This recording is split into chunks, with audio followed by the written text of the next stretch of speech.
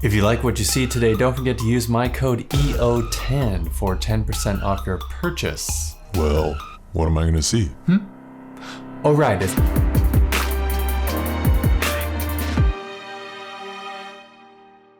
oh boy, oh boy, oh boy! My name is Elon Osborne, and this is my YouTube channel where I talk about movies, audio, and music. And today, my friends, you're going to get thumped on both sides of your head. Because I reviewed not one, but two Bravus 12D subs from Aperion Audio. Are they a dynamic duo? Two of a kind? My two buddies Sonic and Boom here to explode your faces off? Let's get into it. What's in the box? Zip, zip, zap. Look at that. A black box. Reading material. Microfiber cloth. A couple of choices of feet for you. You got rubber for hard surfaces, power cord, spikes for carpet. The old down, over, down, up method. High quality rigid foam to protect it. And it's in there nice and tight, which is great for shipping. Unwrap it even more. And there's the main active downward firing driver, with some nice looking buttons and such on the back. This sub is solid, with two passive radiators covered by grills. The Bravus 12D Subwoofer is a unique subwoofer, given that it is neither sealed nor ported, but rather given the gift of not one, but two 12-inch passive radiators on either side of the cabinet, which translates to some seriously expansive bass that fills every corner of your room. It contains one active 12-inch high excursion aluminum driver that is downward firing. It measures 15.5 inches wide, 17 inches high, and 15.5 inches deep. It's powered by a 650 watts RMS Class D amplifier, all within a 1-inch internally braced HDF cabinet. Yes, that's right. High density fiber wood, not just medium density or MDF. And that's true for all Aperion subs, not just the flagship 12D. The frequency response dips down to a solid 22 Hz and goes all the way up to 350 Hz. On the back, we got your power cord reservoir, power switch, and the ability to easily switch between 110 or 220 volts, depending on where you live in the world. You can switch between the sub being off, auto-detecting a signal, or always on.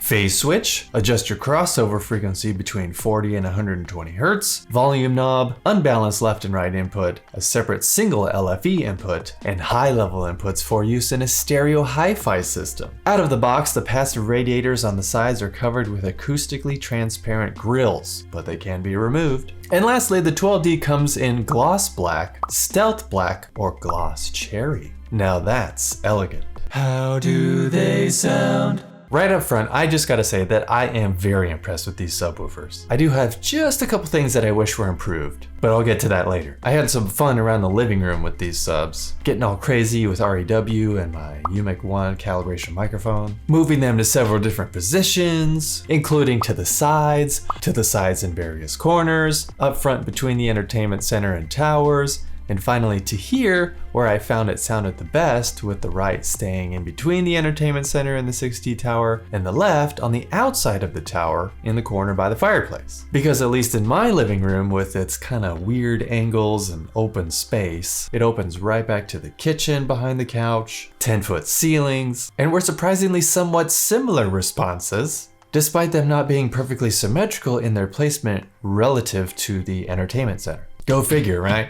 That's why if you really want some precision, you do need to get something like a calibration microphone so you can run REW, which is free software by the way, so you can see with your own eyeballs the impact that your room will have on low frequencies. Obviously, if I had something like the MiniDSP 2x4 HD, I could dial in and correct some of those mistakes that I found after running REW. But alas, even though it's not exactly a very flat response, I just found the best overall response just by being able to physically move the subwoofers as opposed to getting real technical about fixing the anomalies. Because probably most of you out there are like me who don't have a MiniDSP 2x4 HD, or don't have a subwoofer that has onboard EQ or an app. Which brings me to the very few complaints that I have about the Bravus 12D. With this being Aperion's flagship subwoofer, and the fact that we're in 2021, I do wish there was some sort of onboard parametric EQ in which I could go in and correct some of those peaks that are just a little bit too loud in my living room. Or maybe an app like SVS has, in order to take advantage of a 3-band or even just a 1-band parametric EQ so that I could make more precise adjustments. And the only other thing that I can just slightly complain about is the response or attack of the 12-inch active driver. It's able to drop it low and get down to those subsonic frequencies, this is true. But one thing about having passive radiators on either side as opposed to ports or it being a sealed cabinet is that the extension is phenomenal, being able to fill up the room no problem, especially when running 2 of these bad boys, holy shit.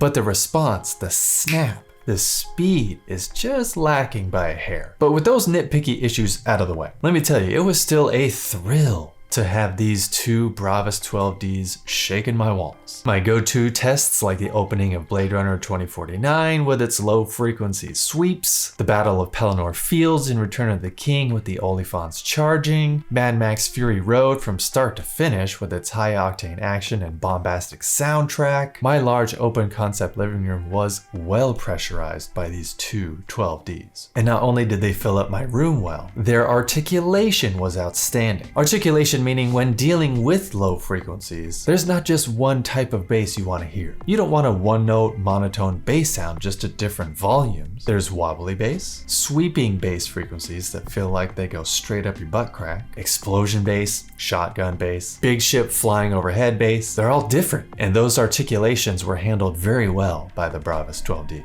Besides the occasional lag in speed and response when it came to quick attack bass, like I mentioned earlier. But bottom line is, the Bravus 12D looks gorgeous, so it'll fit in many different living rooms with whatever decor you might have. It's very versatile in its ability to reproduce different kinds of bass. It could use an update with an onboard or app-based parametric EQ, but should still go perfectly in any medium-sized or even large-sized home theater space, especially with 2.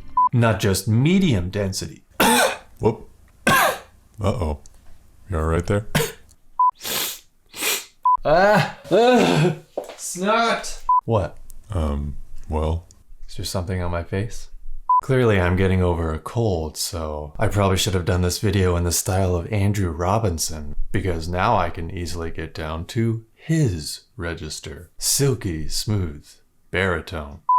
These are my friends today. Huh?